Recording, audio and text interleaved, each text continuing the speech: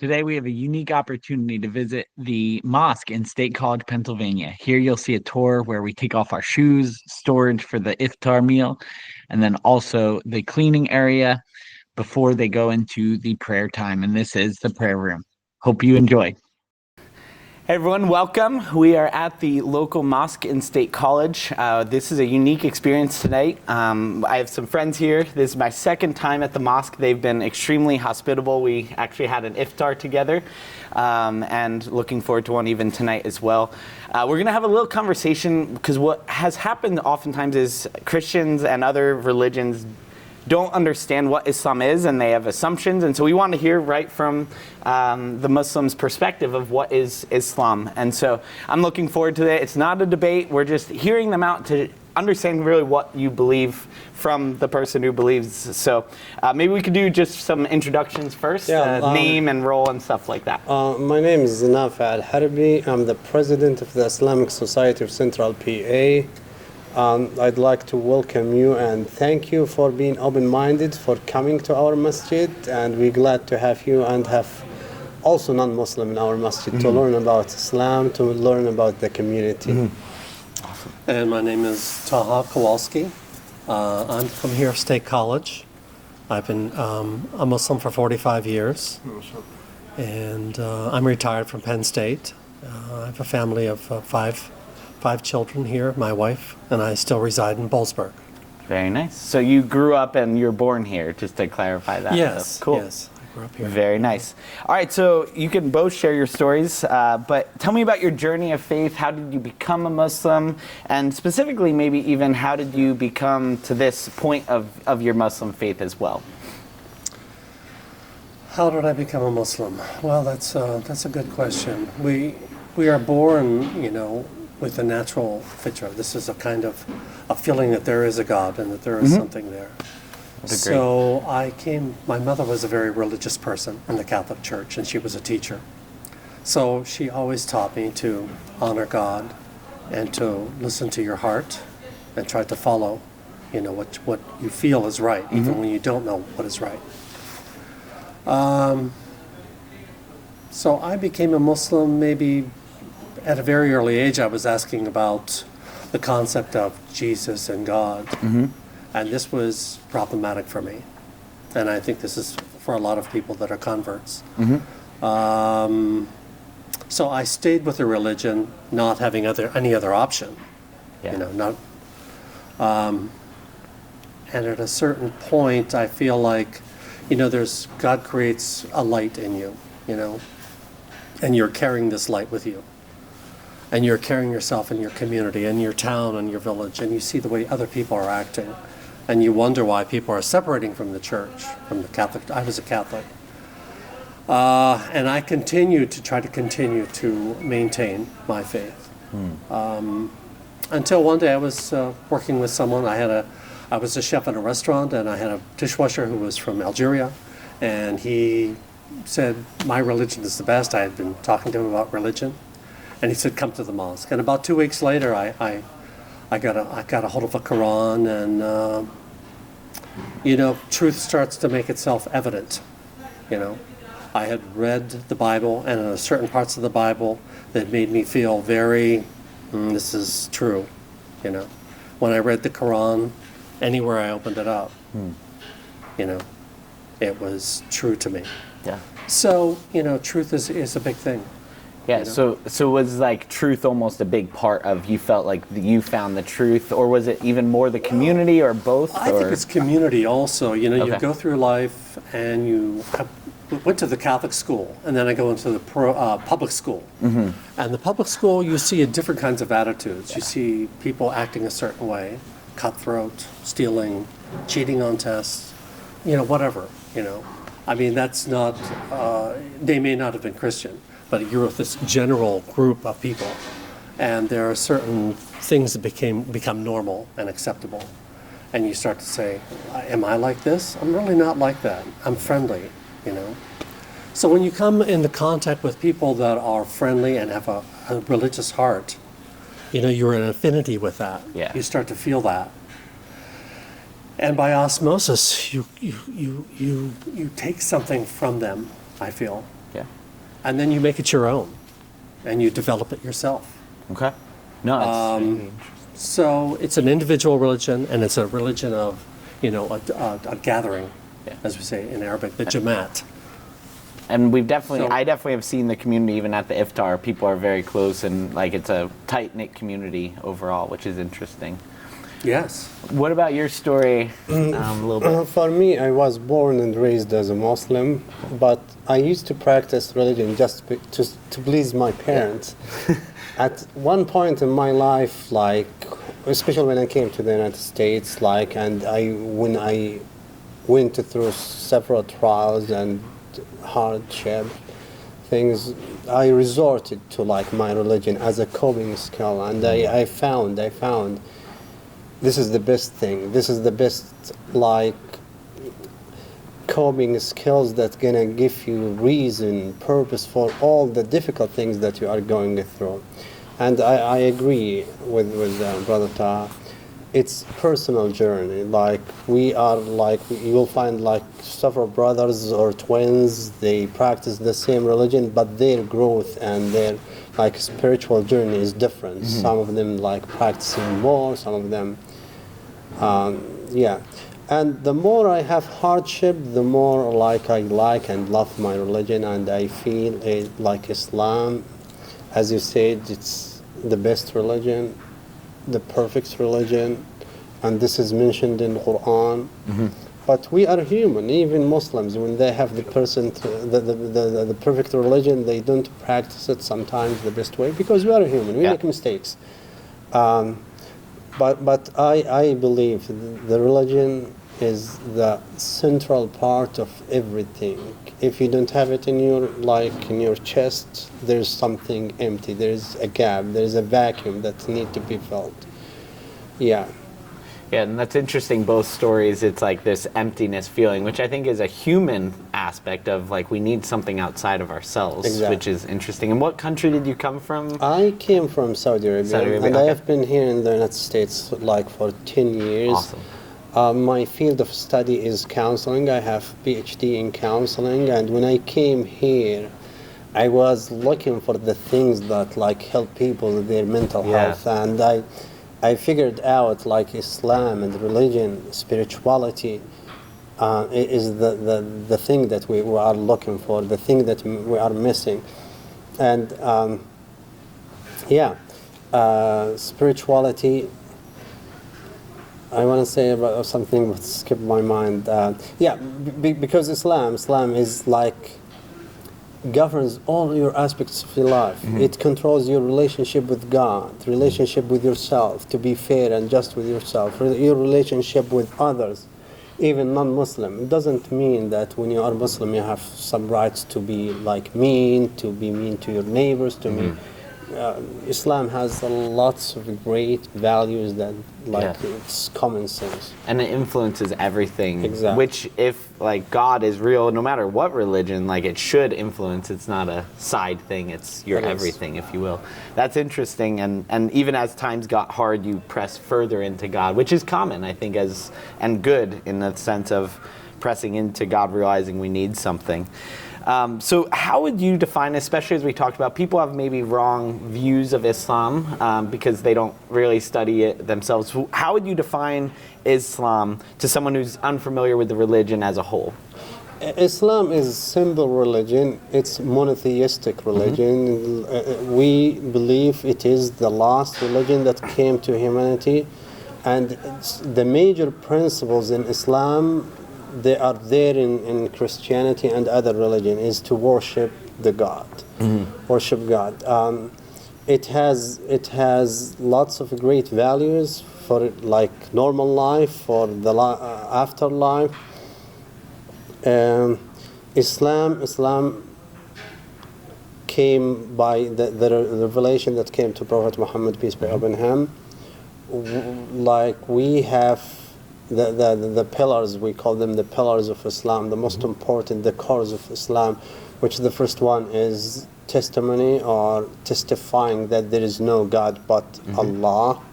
Allah is, we believe Allah is like the creator, the sustainer, who created everything, and he, yeah, it's Arabic word, and we believe Allah is the God for every person. It's not special for us Muslim. It's not special for Arabs, but we call it Allah, God. In Arabic language, it means, as I said, the only God.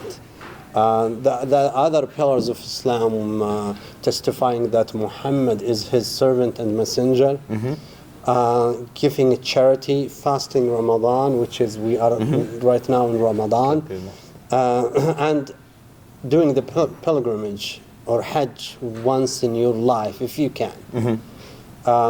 With that being said, the majority of Islam is conviction. You are very convinced that there is no God but Allah. You testify Muhammad is his messenger. And then if you are rich, you're going to give the charity to like poor people. If you can't, you do the other parts of the religion, fasting. And if you are sick or you're traveling, you have excuse like not to fast. Do we have to explain fasting? No, it's okay. I think most people at least understand the concept, and we'll go more into it in Ramadan, but like when we talk about that. But yeah, that's fascinating. Yeah, anything to add or? Well, I would say that Islam, in the beginning, as a new Muslim, you felt like a withering kind of plant, you know. Yeah, and water is being added to you, and you start to grow, and you become stronger. And then, you know, in a world where people are into the idea of escapism, you know, you work your 5 days, now I have the weekend off. You had a hard time, you're going to do something wrong now, drinking alcohol. Forget about this, forget about that. People are trying to escape everything. Islam sort of like draws you in to yourself and makes you learn about yourself. So whenever you're a new Muslim, you're practicing 10%. You're with everyone else and they're practicing at a higher percentage. As you go along, you're practicing stronger. You're more God conscious. You're doing your prayers. You're thinking more. You're doing dhikr, which is the remembrance of Allah. And in Ramadan, there's even more emphasis. You don't think about these other things. You're focusing on your fast. You're focusing on your prayers. You're focusing on the past, what you're trying to put behind you, renewal. So I would say another side issue is something that I thought, growing something. There have been 2 people that have had, Muslims have died, and their hearts were given to somebody else. And those people were just here and there. All of a sudden, they started to feel something, and they became Muslim. So there are decisions that are made with the heart. There are decisions that are made with the mind. Both of these things. So it's just an interesting thing that happened that I heard about That's recently. interesting, and it really even focus on like progression, how you don't have to be perfect right away, but kind of Islam is the road to perfecting oneself almost. Is that a good way to summarize it a little bit? Okay. So let me add one point. Like in Islam, we pray 5 times a day and night. If you are a new Muslim, you don't have to start like an old Muslim. So your journey is different, and you're going to enjoy it. You're going to do it at your pace. Yeah. Okay. Yeah, it's interesting and very different from certain other religions, but that's interesting, the progression of it. So with Islam, what are the holy books that Muslims believe in and live by?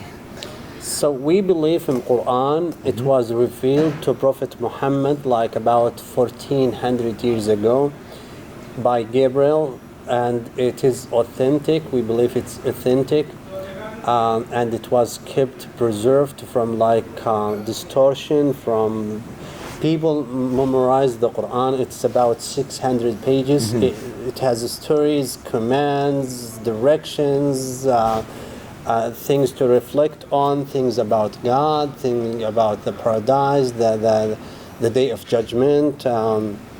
It's an inclusive book that we also strongly believe it's the word of Allah, the literal word of Allah. And we have it everywhere in our masjid. We have the translation of it. And I was going to ask about that with the translation. So obviously a lot of people in America don't speak Arabic. Would it be still an okay, because I think I received a copy from you in English, so it's okay, but it's not considered the actual word of Allah because it's not in Arabic. Is that correct, or can you talk about the translation? No, actually, the English is translation of it was refilled in Arabic language, and sometimes, when we translate things, we lose some of the things, but it's a great translation. And even we are Muslim, and I speak Arabic language, I still sometimes struggle to understand the depth of the script, the depth of what I'm reading. And we have scholars who have insight in this and translate it and explain it for us. And I still learn, even though I was born and raised Muslim. I still learn about it. That's interesting. You really have to know the Arabic language in order to understand it. There are so many nuances and things and words, and that just people can write volumes about that type of thing. Yeah. Allah has made it known to people that this is the book. I put it in this Arabic language, and that I have preserved it. This day I perfected your religion for you. This is it. This is it. Okay, so that's interesting. And so, what about maybe the Hadith, and also even the Torah and the Injil? I know the Quran talks about those books that were prior. What's your view on the Hadith and maybe the Torah and the Injil, the books of Jesus? What are your views on that? Part of our religion is believing in the previous messengers and books, but and we love previous messengers, and we believe Moses, Jesus, Abraham. And, exactly. But regarding the other books, we know they came from Allah, but there is some changes to them. And since the Quran is the latest, we consider this is the best, this is the preserved, and it has some of the stories in Quran. It was mentioned in other books, in other holy books. Yeah. And so would you say a typical Muslim will not read those because you believe they've been corrupted, or do Muslims still read those in any way? So I think it's personal preference. Okay. For me, I had a friend who missionary, do you call him missionary? He invites Missionary worker. Yeah.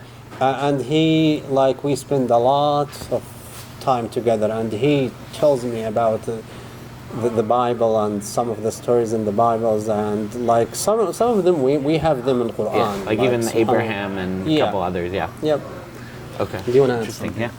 Well, sometimes the biblical, versions of things of stories of the prophets, they talk negatively about the prophets. And God would not send someone to be a prophet, and then you say these negative things that they did. Is that to make you feel better about yourself? That even a prophet did this and that, and now you can be good too? No.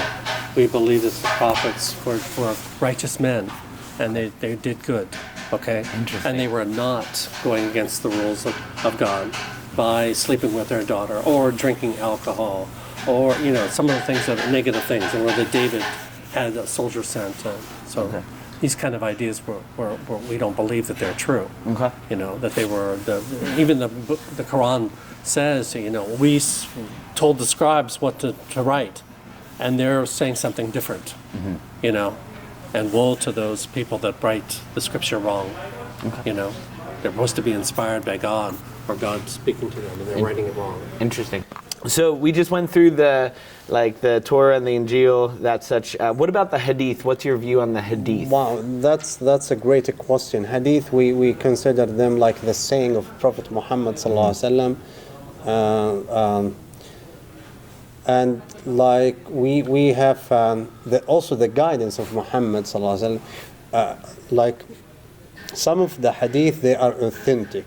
100%, because when the researchers, scholars looked them up, they found the chain of people who narrated, it's complete, and all the people are known to be good Muslims who do not lie.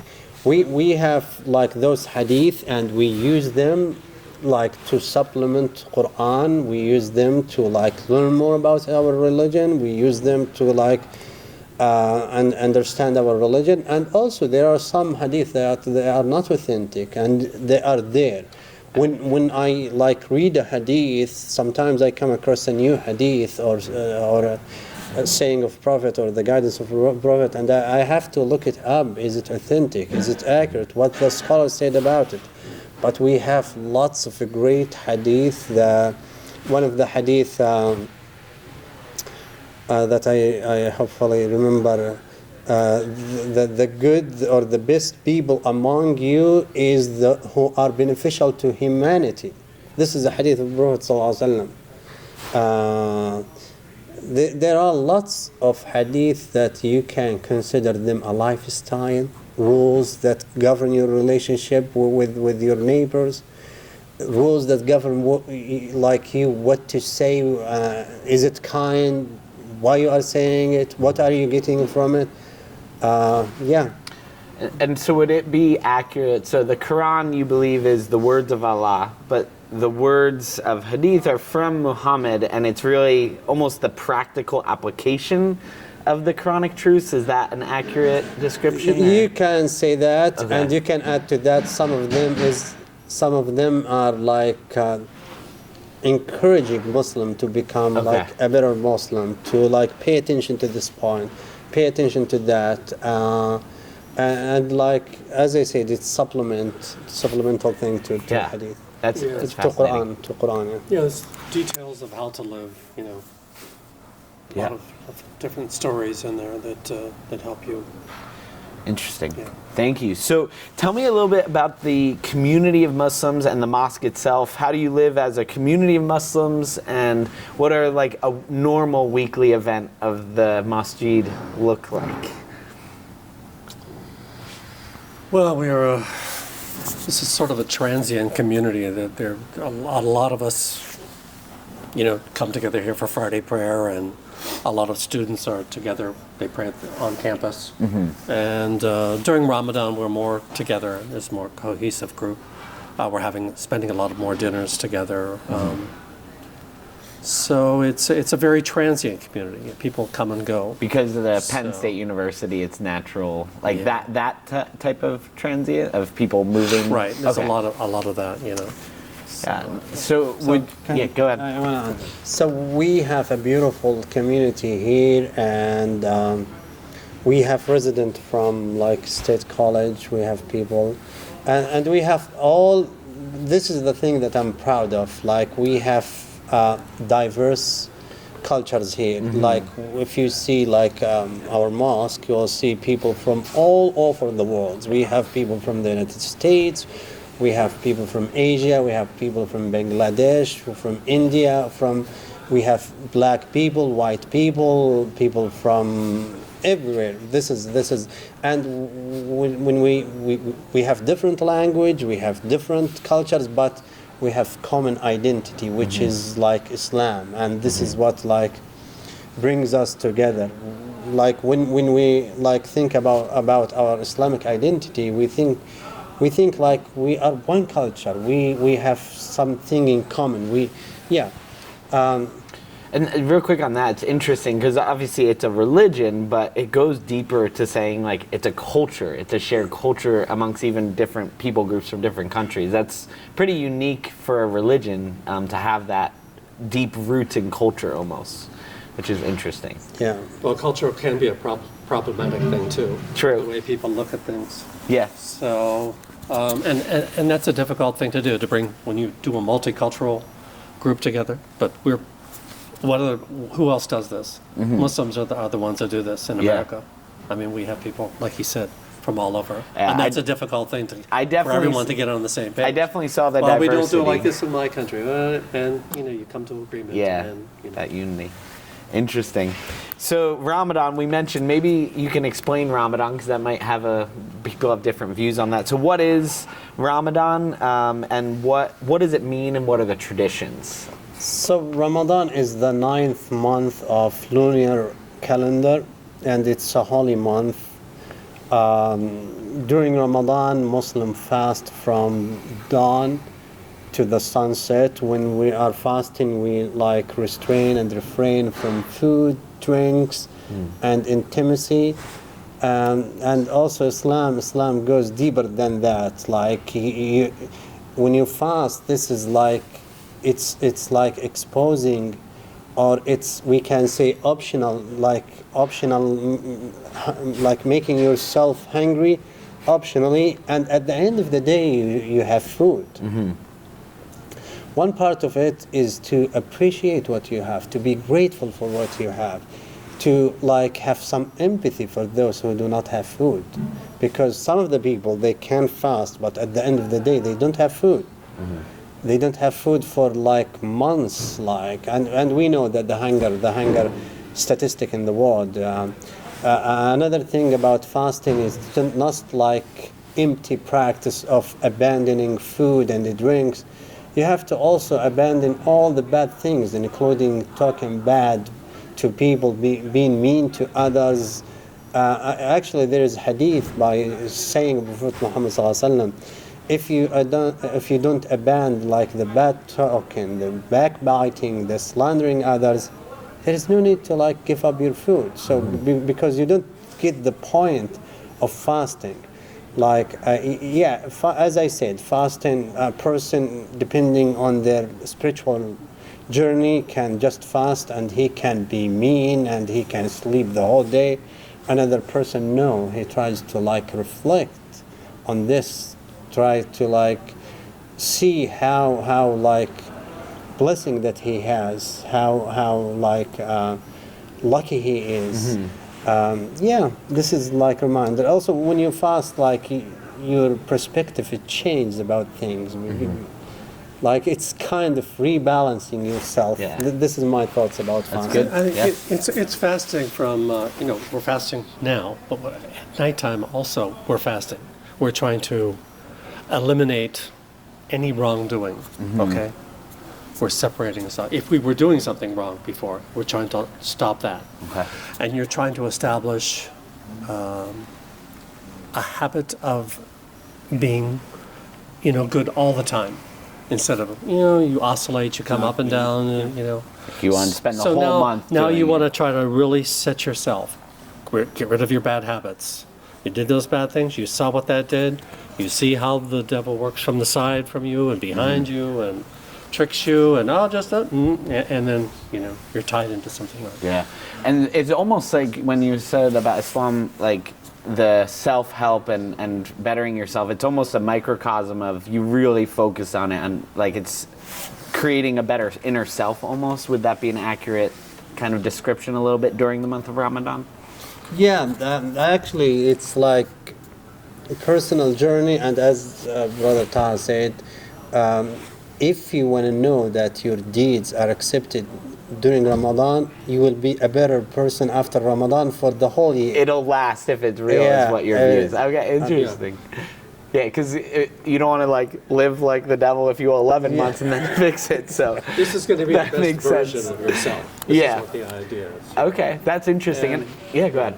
I forgot what I was going to say. Okay, kind of connecting to this of this bettering of self and making it more than just the month. So I guess two questions. One is, how does one get to paradise? Like, because I think similar to Christianity and others, there's an afterlife, if you will. If it's another name, forgive me. But how does one get to it? And is there any assurance that you definitely will get there? Can you talk a little bit about that afterlife, the judgment afterlife in Islam? So, first we have to understand that the paradise is multiple levels, different levels. It's good to clarify. And we were promised in Quran, if you like worship Allah without associating anyone else with them and worshiping Him as the only God, you are definitely or more likely to go to the Jannah by, of course, the mercy of Allah. No matter how much you do, you still need the mercy of Allah.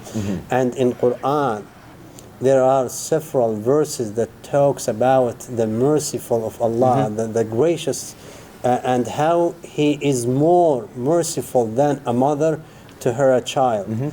So there are lots of great things that make you calm about and make you certain, inshallah, that you will go to paradise if you avoid certain things and like do your like best at the things that Allah commanded you, and also hope and pray, supplicate with submissive, with humility to Allah, and inshallah you will like be comfortable during this life, and you will have signs of relief that you will go to paradise.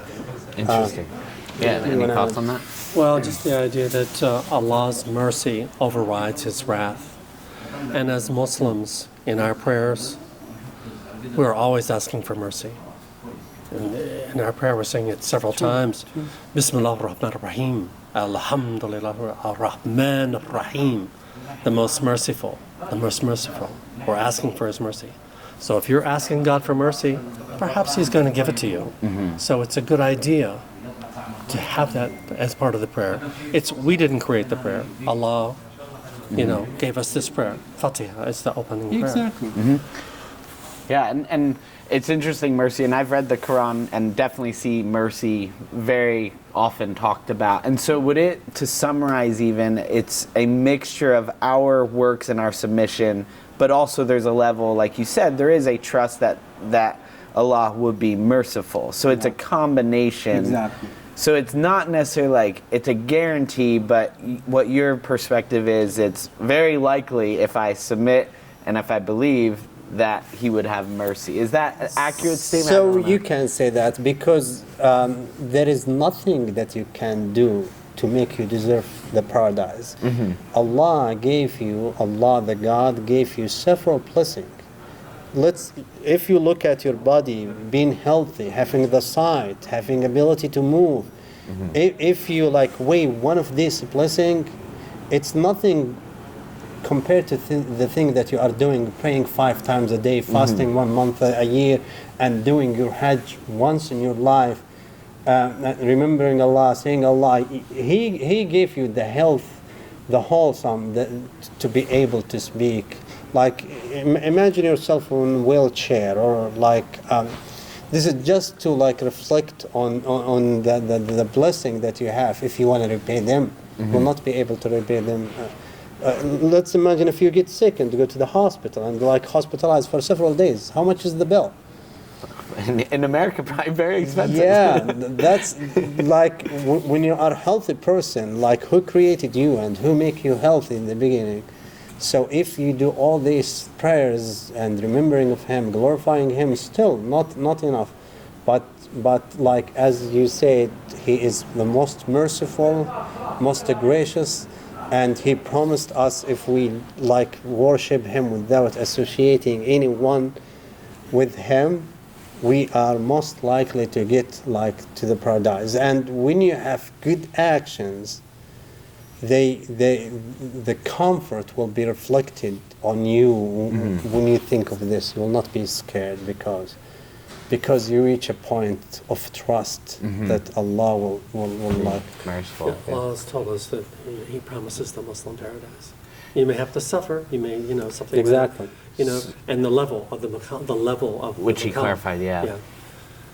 And it's interesting, and even coming from the background that you did, maybe a little bit different with Catholic, but I think it is a little different here. It's good to point out of it's works based, where in Christianity the teaching is that it's only through faith in Jesus, only through the mercy, if you will. So it's what you're saying is basically we need to submit, we need to work, and also hope. Allah and hope and mercy. Okay. Yeah. Well, and it's good to separate the two. Yeah. Jesus fasted 40 days and 40 nights. He did. Yeah. What was He fasting for? I mean, this is the Christian tradition. Oh yeah, fasting. I'm so it totally says in the Quran. on board it says with in fasting, the Quran. It says, "I have prescribed this fasting as it was prescribed for you." Yeah. So. Yeah, for fasting. Christians, why don't they fast 40 days and 40 nights? I tell them that too. Yeah. No, I think fasting. We fast 30 days, really, and then we fast another 6 days. I'm sorry. You're good. You're good. No, I'm sorry. No, and I think it's good that fasting. There is a lot of, even other religions talk about fasting, but not many do it. I will say in Islam, it's the most faithful fasters, if you will. But I personally, I fast in not only spiritual, but I think there's other aspects that's good. And ultimately, like you said, Jesus himself fasted. So it's an interesting dynamic. Would you, so based on your current understanding, from your perspective, what would you say the differences are between Christianity and Islam, based on your knowledge today? He's better than me. I'm sure there's a lot. I would love to hear your perspective too, but we'll start here. Well, I think the biggest difference is the idea of the shirk, you know. Could you explain that? Well, you know, the idea of putting an intercessor or someone else that you, as my grandmother used to say, we pray to Jesus, and then he takes those to God. Okay. And you pray to Mary, Mary takes it to Jesus, Jesus takes it to God. You know, there is no intercessor, and that is we only pray to God, okay, to Allah. Mm-hmm. You know, which is what if Jesus were alive and when he was praying in the garden, when he prayed, he would have been saying in Aramaic, he would have been saying Allah. You know, he would have been praying to Allah. Yeah. So that's one of the biggest differences. I mean, Christians have a lot of love. There's a lot of kindness. They give a lot of charity. But you can do a lot of good things, and you're going to get credit for that when you have this other giant thing that's standing in front of you. You know. Yeah. So that's one of the biggest differences. Yeah. And that's problematic, and that's, you know, I feel for my people, my tradition, of my parents and my brothers and sisters. You know, not my tradition. My tradition is Islam now. Sure. So that's all I have. Yeah, that's good. I think that's a good one. So I don't have good understanding of Christianity, but like the basic understanding is that it is a monotheistic to some extent religion. They have books similar to mine, prophets similar to us. We disagree on the Trinity, and like we love prophets, we love Jesus, we love Muhammad, but we do not put them in a place, in God place. So they are prophets, messenger, and we have to respect them, we have to follow their orders. But Allah is higher than everything. God is higher than everything, and we cannot associate anything with him, including prophets, including prophets. Yeah. So another thing that we believe, Allah has a great status that above and beyond everything. He doesn't have a wife, he doesn't have a son. Like his loftiness make him doesn't need like what we need as a human, like wife, food, even though like the complete description of Allah, we don't know it. We don't know it. Like, and in the hope, inshallah, at the day of judgment, we'll be able to see him. When you do great deeds, you will be able to see this beautiful scene of Allah Azza wa Jal. And like, I mean, I cannot talk about Allah or describe him because I do not have knowledge and I do not have complete description that was revealed in Hadith or Quran. But I think of it like some, and the other problem, you cannot have reference in your mind that might absorb or like can make you imagine the greatness of Allah, how he looks. If I come to you like 50, or like if I come 50 years ago and tell a person there is a phone that you can use, you can pay your bill, and you can, they will not like what are you talking about? You crazy? Because nothing in their mind like they can refer and compare this device to. Similar to like Allah and other things, the beauty of paradise will not be able to grasp the beauty of paradise because nothing matchable that you can compare to it right now. Hopefully. And I think that there's some level of agreement in that aspect of like the knowability of God. We do have the ability to know God, but no human could ever say they know fully about God because we are human in that sense. And And I think that's really interesting, some of the things you said. And I think what it comes down to is even like Jesus and the way to paradise or the eternal life are two of the main differences. And I know you said you mentioned it's not for now, but I would love to even keep talking, even me learning more about Islam and you, like Christianity, because it's fascinating, because we are Abrahamic religions. We are monotheistic. Exactly. There is a lot of similarities, but you do have to separate that. There are separate views of Jesus, views of God, the nature, but it's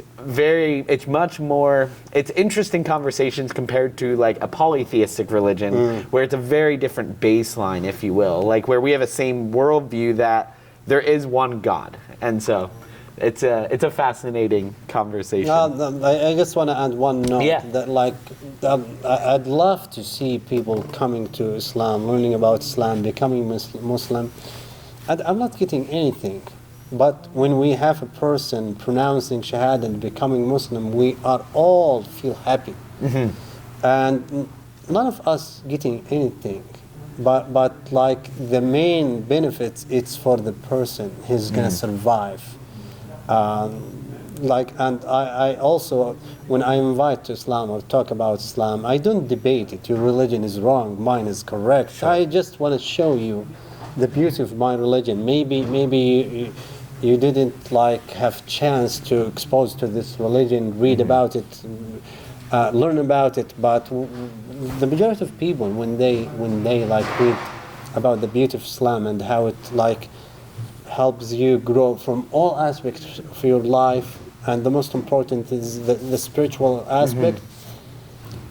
Islam become like clear. It's the thing that I want to do. I want to go. Yeah. So, it's interesting. And last question, unless there's any last follow-ups, but what has your experience been, especially in America, since you're coming from another country 10 years ago or so, what has your experience been as a Muslim interacting with other Americans, and especially those in the Christian background? Because America, there is a large percentage that at least claim to be Christians. What has your experience been? Has it been a positive experience, mixed, poor? What's your view on that? Actually, I respect them, respect their religion. I hope that they like learn and read about Islam, because I believe like the change is not going to be dramatic for them to like shift or change some of their beliefs, and like worshipping Allah alone without. We love Jesus, we respect Him, and you'll not be able to become a Muslim if you deny Jesus is a prophet or disrespect Him. We have like several stories in the Quran about Jesus, and like several conversation between Allah, the God, and Jesus, asking Him about His followers, and asking Jesus, did you ask them to worship? And Jesus said, no, this is in the Quran. I did not do that, and my Lord, you know what I hide, what in my chest, but I do not know what is in your chest. And the bottom line is, like I as a leader in my community, when I need something about like especially to run this non-profit organization, I communicate with like churches. I like see like how they are welcoming others, and I learn from them. Some of them I learn from and appreciate. Other things like associating God, others with God, this is like serious. This is like that makes me sometimes maybe this is not the good thing to stay with a person who attribute things bad to my Lord, to His Lord, to the Lord for humanity. Sure. And I look at them from like a loving eye, and I know if they had known what I have known, they might change like their perspective and like becoming or worshiping only one God while giving Jesus his real status, which is still a great status, like the messenger of Allah. Sure. Yeah, it's fascinating. What about your experience, especially because you moved from Catholicism to Islam? How is the feedback from around you even? Well, like he was saying, he came from this country and he came here. Well, it's a similar thing for me. I came here and I meet other people from other countries too. So, I think there's, again, it's a trust and getting to know people. In the beginning, I think you're not recognizing, because you don't, people are front four, and you were taught, to be careful of people. This is a stranger. Yeah. You don't trust them. Okay, but I think after a time, whenever you meet someone who is a Muslim, even for the first time, you see them and there's an excitement between you. So your hearts are lit. There's something inside of you that brightens. Mm-hmm. And if you see your friend again and someone you had a good conversation with, and the positive feelings that you have amongst each other. And so, as the brother said, when someone becomes Muslim, your heart is like, you want to cry almost, like, it's breaking you. Like you remember that God has saved this person and has brought them closer, And maybe that's a similar thing in Christianity. Yeah. I don't remember. I remember being with my relatives, and you're supposed to have this feeling. Hey, you are Polish. He is Polish. This is your brother. Okay. And so automatically you feel like you're supposed to be friendly. Yeah. So Islam is like that, Okay. Even people that you don't know that are Muslim, I've been working in a restaurant, working somewhere in a big, huge place, and you don't know why you like this person. And then you say, like, I didn't want to tell you, but, I'm a Muslim and I'm fasting. He says, I am too. I said, I didn't understand why I liked you so much. Sure. And we were friendly with you, and everybody didn't like you, but I liked you. It's a Yeah, and we're drawn to people. It's a hard thing to define. It's a feeling. Yeah. So maybe you have that in Christianity also. I don't know. Sure, and I think some level of it is like a human feeling of just community. We're meant to be together, and we learned even from COVID, like we're not meant to be going alone, humanly, and even as a counselor, I'm sure you know. So this has been a fascinating conversation. Is there anything? I'll leave the last word to you. Thank you. I really appreciate coming here with open-minded. You are coming here to learn and understand. And I just want to let you know, and our masjid is open for all people, non-Muslim. We love to have them. We'd love to, if they come here to learn about Islam, to just observe how we do our religion and our practice, or even to have a couple. We're still a human. What is bringing us together is more than what divides us, make us Our masjid is and our doors are open for all people. We'd love to see them. And I've experienced that firsthand. That you were very hospitable, so thank you. And thank you everyone for tuning in. And we're looking forward to more conversations and even iftar tonight in a couple hours. So, all right. Okay. Thank you. Thank you. Thank you. Thank you. Thank you. Thank you.